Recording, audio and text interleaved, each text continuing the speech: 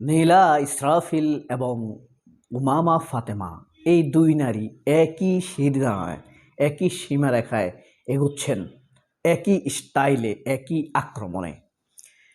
ব্যাপার হলো এদের সুতার টান কোথায়, কারা এদেরকে ব্যবহার করছে? নীলা ইসরাফিল কার শক্তিতে এভাবে করছেন? উমামা ফাতেমা কেন উল্টাপাল্টা এমন কথা বলেও মিডিয়াতে এত কাভারেজ পাচ্ছেন? নীলা ইসরাফিল তুষারকে শেষ করে দিয়েছেন। শাহরিয়ার তুষার, মনে আছে এনসিপি নেতা? তিনি এনসিপির সকল বিষয়গুলো যুক্তি খণ্ডন করছিলেন। আসিফ মাহমুদ, নাহিদ ইসলামের বিরুদ্ধে যত মিথ্যাচার হচ্ছিল সবগুলো খুব বীরত্বের সাথে টকশোতে তিনি প্রতিহত করছিলেন মিথ্যাচারগুলোকে। উমামা ফাতেমা ব্যাপারটা আমরা অবশ্যই আলাপ করব, ব্যাপারটি আরও মারাত্মক। এই তুষারকে কিন্তু নীলা ইসরাফিল শেষ করে দিয়েছেন। এখন তুষার নিজের অপরাধের জন্য যতটুকু হয়েছে ক্ষমা চেয়েছেন, কিন্তু নীলা কি তার অপরাধের জন্য ক্ষমা চেয়েছে? চায়নি। এই তুষার তার উপরে আরোপিত অপবাদের বিষয়টি খণ্ডন করতে পেরেছেন প্রায়। তুষার আবার ফিরছিলেন রাজনীতিতে।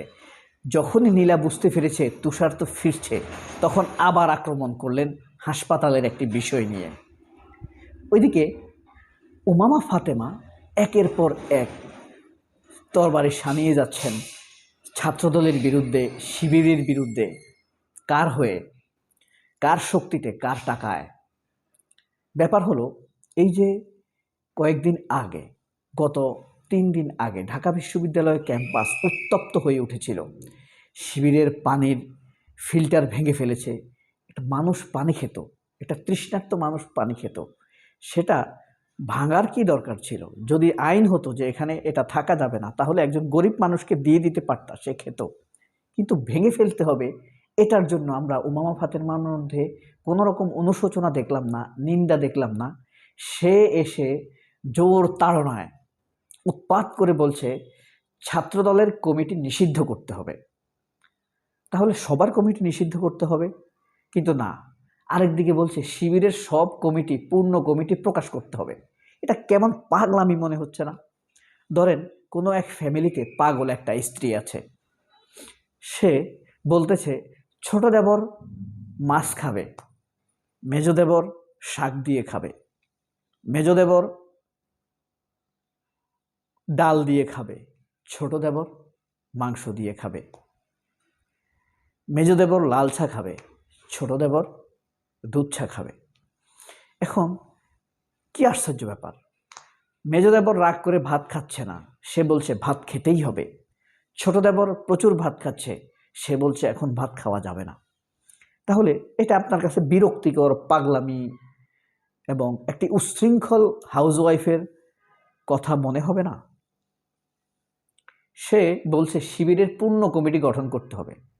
তাহলে সবার পূর্ণ কমিটি গঠন করতে হবে, কিন্তু না, ছাত্রদল যেহেতু পূর্ণ কমিটি গঠন করেছে, বলছে ছাত্রদলের কমিটি বিলুপ্ত করতে হবে। এটা নিয়ে আমাদের সামাজিক যোগাযোগ মাধ্যম ফেসবুকে দুর্দান্ত, দারুণ ভাইরাল হয়েছে।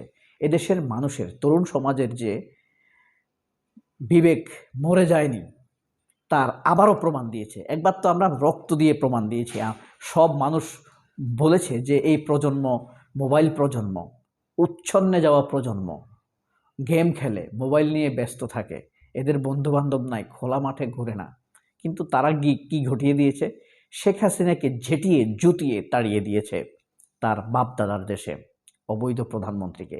এখন নীলা ইসরাফিল নতুন করে যেই ব্যাপারটি তুলেছেন, কারণ কেন তুলেছে সেটা বলছি, যে যখন তুষারকে যে অপবাদ দেয়া হলো, যৌনতার অপবাদ দেয়া হলো, তখন তুষার মোটামুটি প্রমাণ করতে পেরেছে দোষ একা তার না, কিছু দোষ তার আছে। নীলা ইসরাফিলের বেশি দোষ, সে যৌনতার লোভ দেখিয়েছে কাকে? তুষারকে। এটা নিয়ে তুষার মোটামুটি মিডিয়া আউট। লাভ হয়েছে কার? এনসিপির বিরুদ্ধে যারা বলে তারা। লাভ হয়েছে কার? ওয়াকারের। ঠিক উমামা ফাতেমা একই কাজ করছে। উমামা ফাতেমা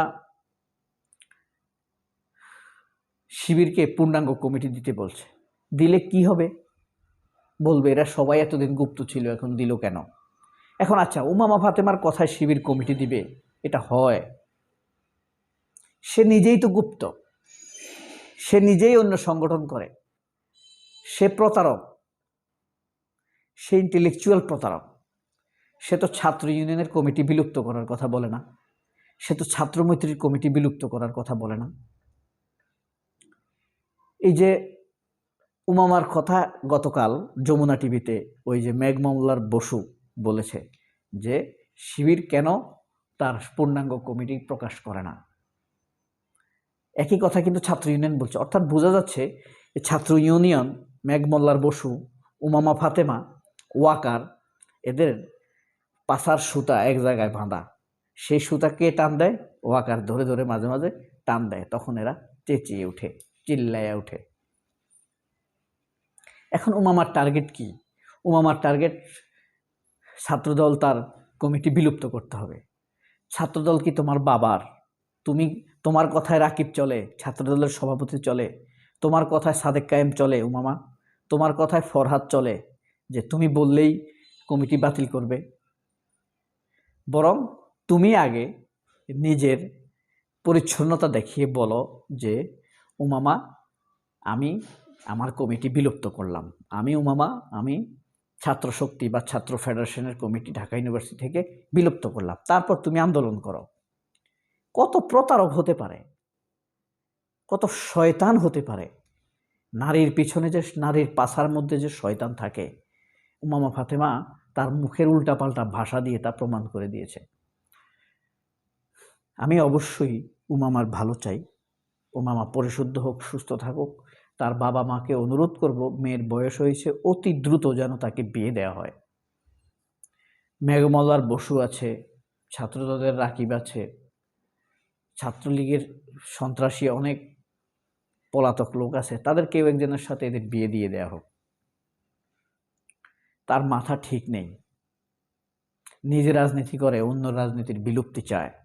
তাহলে এই উমামা ফাতেমা লইয়া আমরা কি করিব? ঢাকার রাজনীতিতে, রাজধানীর রাজনীতিতে দুই নারীর উৎপাত। ঢাকার রাজনীতিতে দুই নারী ব্যবহৃত হচ্ছে। দুই নারীকে ব্যবহার করছে কারা?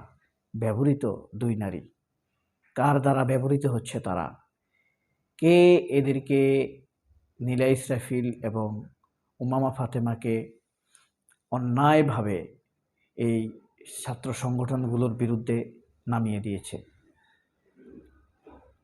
প্রশ্ন উত্তর আসা উচিত। সবাই অনেক ভালো থাকবেন। আল্লাহ হাফেজ। আসসালামু আলাইকুম।